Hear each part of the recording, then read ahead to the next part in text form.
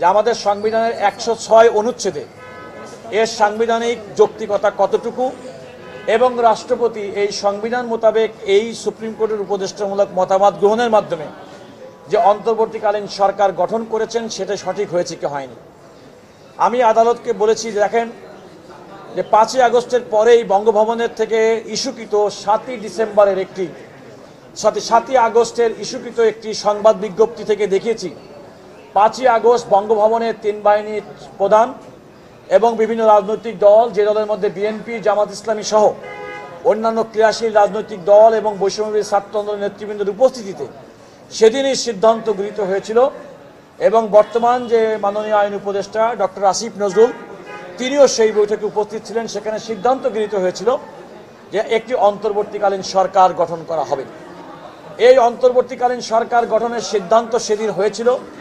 আমি আদালতকে বলেছি, ফ্যাসিবাদ বিরোধী আন্দোলনে বাংলাদেশে যে সমস্ত রাজনৈতিক দল এবং ব্যক্তি এবং সংগঠন, ছাত্র, তরুণ, যুবক যারা সেদিন ফ্যাসিবাদ বিরোধী আন্দোলনে একাট্টা ছিল, তাদের সবার ঐক্যমতের ভিত্তিতে অন্তর্বর্তীকালীন সরকার গঠনের সিদ্ধান্ত হয়েছিল।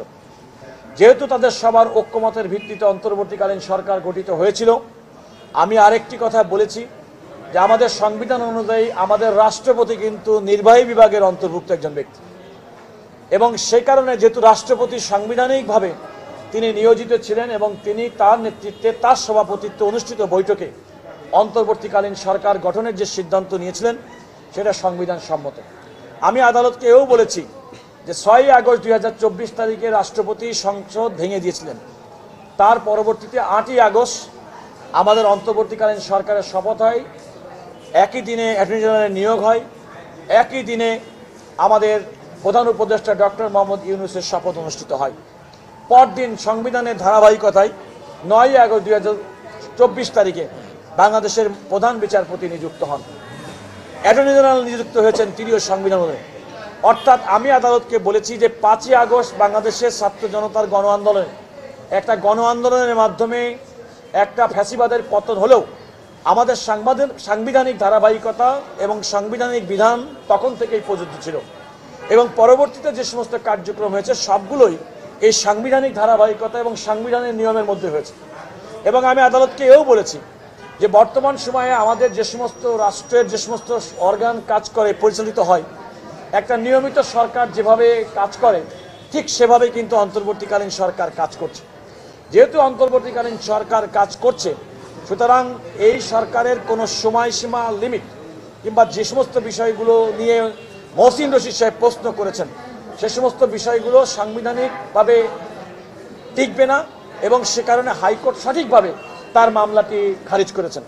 আমি আদালতকে বলেছি যে এই প্রশ্নটি উনি যে সমস্ত প্রশ্ন উত্থাপন করেছেন, বিশেষ করে রিট পিটিশনটা গ্রহণযোগ্য কি গ্রহণযোগ্য না সে ব্যাপারে আমি বলেছি যে এটা গ্রহণযোগ্য না। যেহেতু গ্রহণযোগ্য না, সুতরাং তার রিট পিটিশনটা সুপ্রিম কোর্টের আপিল বিভাগ যেন খারিজ করে দেন, দিয়ে হাইকোর্টের রাইটই বহাল রাখে। এটা হচ্ছে আদালতের কাছে আমার বক্তব্য এবং এই বক্তব্যটা আমার কোনো রাজনৈতিক পরিচয় না। আমি একজন সুপ্রিম কোর্টের সর্বোচ্চ আদালতের একজন সিনিয়র আইনজীবী হিসেবে আমি আমার বক্তব্য এবং দেশের সচেতন নাগরিক হিসেবে সাংবিধানিক আইন সম্পর্ক এবং এই ফ্যাসিবাদ বিরোধী দীর্ঘ আন্দোলনের একজন সম্মুখ যোদ্ধা হিসেবে এবং এই গণ আন্দোলনে আমি একজন অংশগ্রহণকারী ব্যক্তি হিসেবে আমি আমার এই যুক্তি এবং বক্তব্য এই অন্তর্বর্তীকালীন সরকারের গঠন, আমাদের সাংবিধানিক ধারাবাহিকতা, রাষ্ট্রের অন্যান্য অর্গান কিভাবে কাজ করছে তার একটা সামারি আমি আদালতের সামনে আমার সাবমিশন আকারে উপস্থাপন করেছি।